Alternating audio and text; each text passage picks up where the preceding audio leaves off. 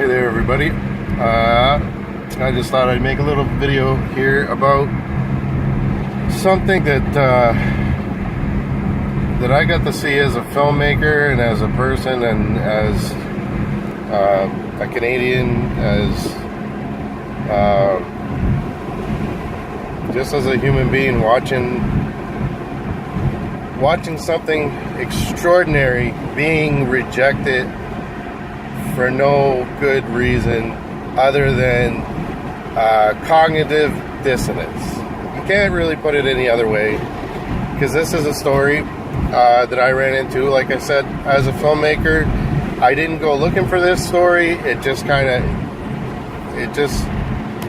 happened, and I happened to be involved at the time in this story. So I was an active part of it, I guess. So I'm going to tell you about this. And I'm going to give you a little bit of background who I am. I started making films in university. I made a film in university and then got hooked, basically. And a year later or so, I was studying psychology and philosophy and mainly those kind of things. But those were my major and minor. I've got a tractor here in front of me. I can't see. Hold on, better be safe than sorry here. So, oh, okay. He's passing me through, so say there's nobody there. Okay. So anyway, I might do a little editing on that part to kind of keep it rolling along. But the long story, the long version of the story is I was in a philosophy course and I made a video about freedom, and I basically got hooked, and a friend of mine was working in television and just, you know, pointed me in the right direction, and I went and took the course and became a filmmaker.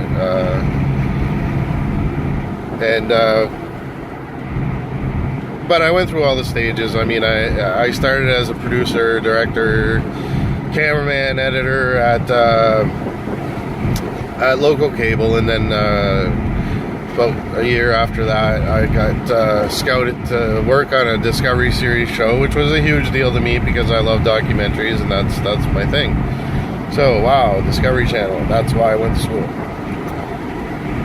And it was awesome. In the series, if you ever want to look it up, was called Stones of Fate and Fortune. That was my introduction to the broadcast world.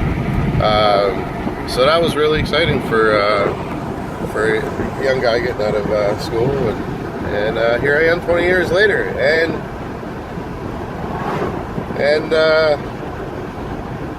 fuck. If I could go back to being a psychologist, I think that would have been a very easier road. But that's not the case, so here I am talking to you. So, that's just my career now. I've worked hundreds of documentaries, and that's been my bread and butter for all these years, as a shooter and an editor. However, making my own films really was always what I wanted to do. So that's my aim.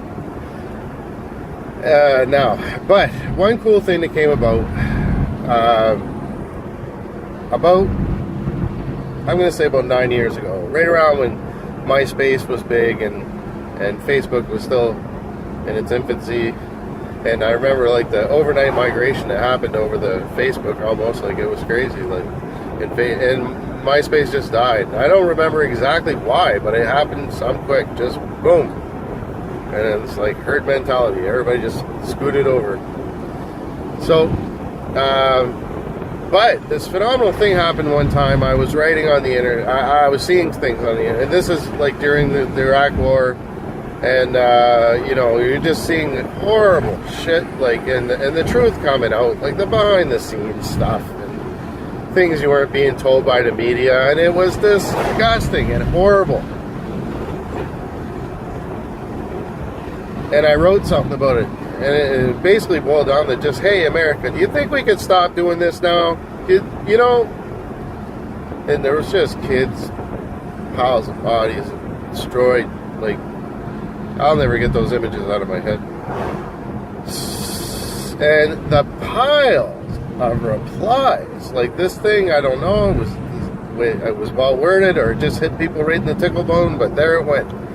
Everybody was, and mostly apologies and mostly trying to get me to understand, but I already understood. You know, like they're like, you know, it's not us, it's our government, and we're not for it. And I know, but you're not stopping it. And maybe neither am I, and maybe neither are any of us. And what do we do about it? So anyway, that went out, and it just blew my mind, like the response that I got over social media. And I started right around that time. I mean, like that's when really the video portion was catching up to the internet, so you could really dig into what you wanted to know about. At that point, there was documentaries. I remember you could download it like for your iPhone. iPhones are brand new. As I posted that,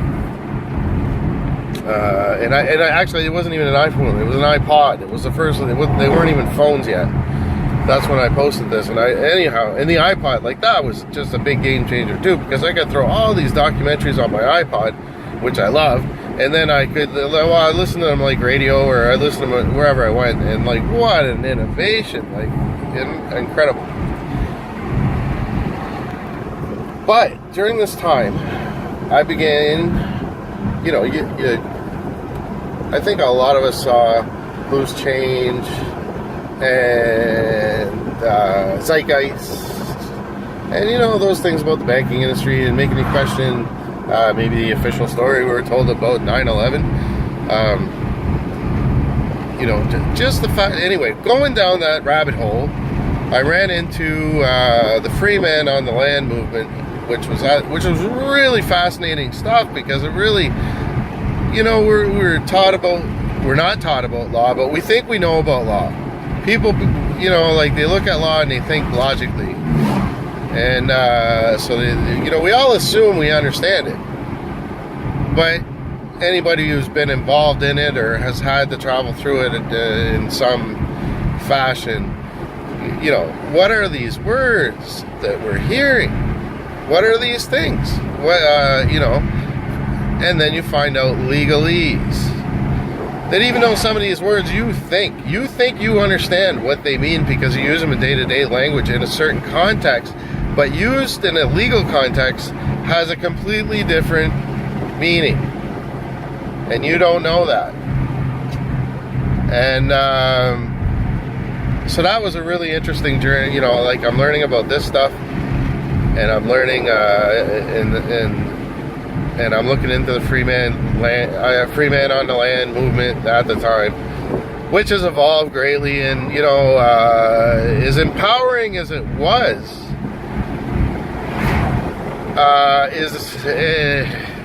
you know, you think you learn.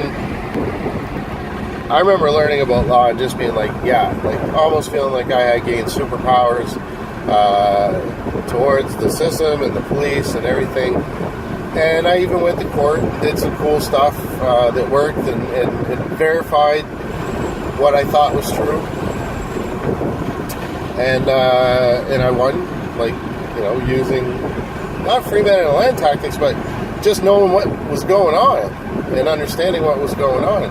And I think the first time I did it, really, I think the judges thought I was clever, because it was a ticket that I had gotten, and you know, like I was learning how to sign it as a principal. And I think it was just as scary for the cop, because he's watching me do this. First, I tried to keep the white ticket, which, by the way, they don't give you anymore, the white ticket.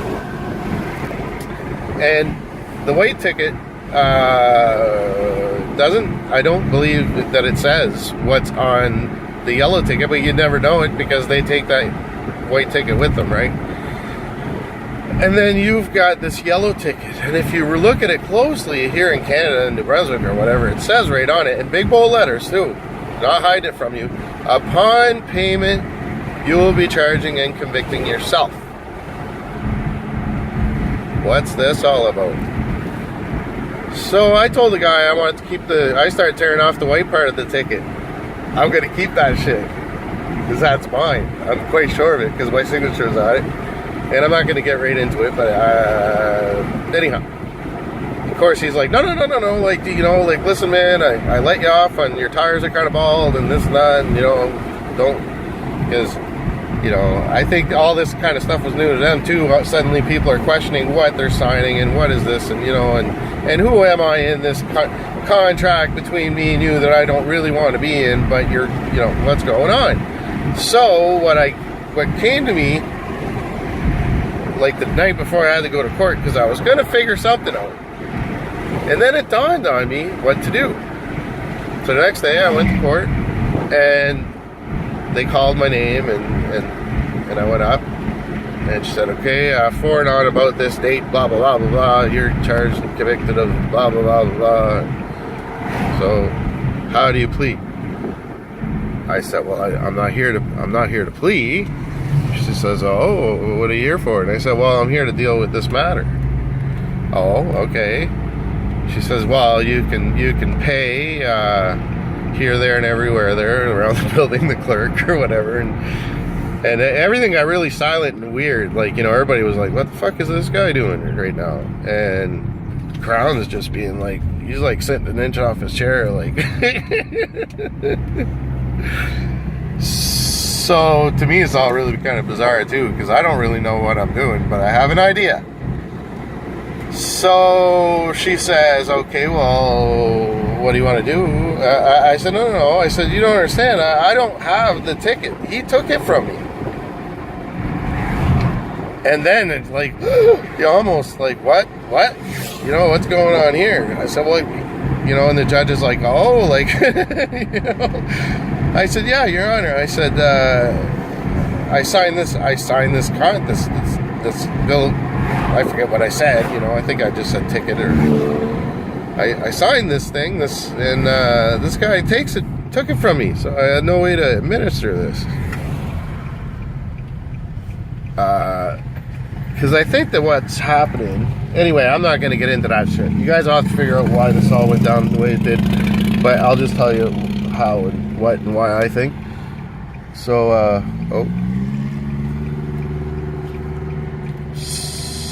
So, come on, hold on here. She says, oh, okay. She says, well, you must have this blue piece of paper here, like, or this yellow one, because, you know, when you sign the white one, it carbon copies over to the yellow page and then the blue page, and one goes to the court and one goes to you, and the white one, he goes to court with that. And I said, yeah, you know, I don't have this thing, and he took it from me. Now, here's what I think happens. You go to court. Why this happened. I went to court because this guy is saying, Your Honor, I've got a contract with this guy. Here it is on this nice little white piece of paper, and there's some nice wet ink that's his, and he'll admit it. I'm sure of it. And, yeah, he threw it back in my face, so make him pay. So what I did was I turned all that around, because that puts me in dishonor of a contract. So I think what I did is I challenged the whole validity of the contract, and turned around and put him in dishonor, because, like, I didn't fucking bail on this. Like, he took that fucking thing from me. And I got no way to pay it. So she's like, well, you must have this yellow page or this blue page. And I said, yeah. I said, I didn't sign those. I don't want anything to do with those. And so that's when I think the judge thought I was clever. And I don't think this hadn't become like an issue yet in courts much. And so she looked at the Crown, or the acting guy for the police. And it's all fiction in there, and that's why they wear these robes and stuff, because it's fiction. It's a creation of man. It's fiction. But anyway, again, you'll have to do your own research on that stuff, and who you are within that structure, and what's going on, and how the cards are being played. Because you know what, you're not even in the same game. So she told the guy, she said, this will remain in the system until you represent to Mr. Harrigan. Represent. So they're going to have to try to do the contract over again, at which time I'm going to do what? I'm going to keep the white piece of paper, which they won't let me do, because that throws the whole thing off. Now, what's going on there with these things, and what's going, like, is there, some say it's trust law. I think it's trust law. I know a lawyer, criminal lawyer, went straight from doing insurance to criminal law. Why? Because he figured it out. He figured out it was trust law. It works the same. Nothing's different. So, what's really happening is a money exchange. These are all transactions, contracts, just like that. So anyway, the guy didn't want anything more to do with me, and I waited around. So anyway, that was a cool little thing that happened. And did I completely win? No, because then the judge went and she sent me a letter kind of going into private contract with me. But that, and I'm sure I could have wrote back and said, hey, well, thanks for your offer, but I don't want to do business with you. You know, it would have probably been as easy as that, and I don't know. But I didn't, but I saw what I wanted to see. I saw that there was validity to what I was thinking, and that these things made sense. And since then, you know, other things have happened, and that also gave credibility to what I thought was true. So there you have it. That's just where it was all starting for me. And then I hear about this guy, Rick Simpson. So, who's Rick Simpson? Well, Rick Simpson is, and it was from a documentary called Run From the Cure that was on the internet. And there was this guy from Nova Scotia who was claiming, of all fucking things, that cannabis oil cured cancer. What? Cannabis oil cured cancer. Now, this is before any of this was cool there. Like, nobody knew anything about cannabis and its medical values and all these things. This wasn't like common knowledge yet. It wasn't cool yet. Now we know, because now it's 8 years later or so. So I see that, and then but I'm intrigued, and I'm believing what I'm seeing, or you know, I want to believe it, and lo and behold, it wound up being true. That cannabis oil has tons of medical value, and tons of, we're all cannabinoid deficient, and we have an endocannabinoid system that works with all this stuff. So I see this documentary, and right around that time too, I ran into this stuff about the economy. And like I said, I think right around then I would have seen Zeitgeist, and 2, which was, you know, largely about the economy and things like that, which is fantastic. Eye-opening documentary. I think Zeitgeist, all of them, and the last one was a bit boring because it was too defensive. The guy was trying to cover all the arguments within it, so it's defensive filmmaking, and I can see why, but it made it boring, I thought, even though the ideas were great. However, part 2 was mind-blowing. It changed my life in the sense that now I understood banking, which was a question I had been asking since I was a kid. How is money made? Nobody could ever answer me. Where does money come from? Nobody could ever answer me. What was any of this about? And nobody could ever answer me. And now I had an answer. It's all bullshit. And you know what? I thought so. So am I surprised? No, I'm not surprised. There's Max, my dog. However, so now I see these big corruptions. I see medicine as a corruption, I see law as a corruption, and I see the economy as a corruption. And really those are what are 3 pretty much biggest institutions. And then we got the war machine to kind of, to create the mess needed to enforce what these assholes want. the money makers, the pharmaceutical companies, taking over the poppy fields, taking over the oil fields. It's all economy. It's all money making. None of, every war is a rich man's war. That's a whole other topic of conversation. But right now, I'm going to end this video because I'm running out of space. But this is part 1. Because part 2, I'm going to tell you about, guess what?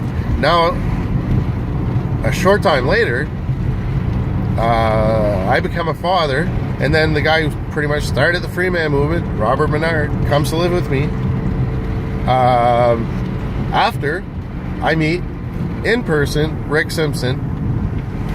So it was a very bizarre time, and I'd like to make a video about that. So I'm going to end this one, and I'll see y'all in part 2 if you want to hear about how I met basically the man who opened our minds to freedom.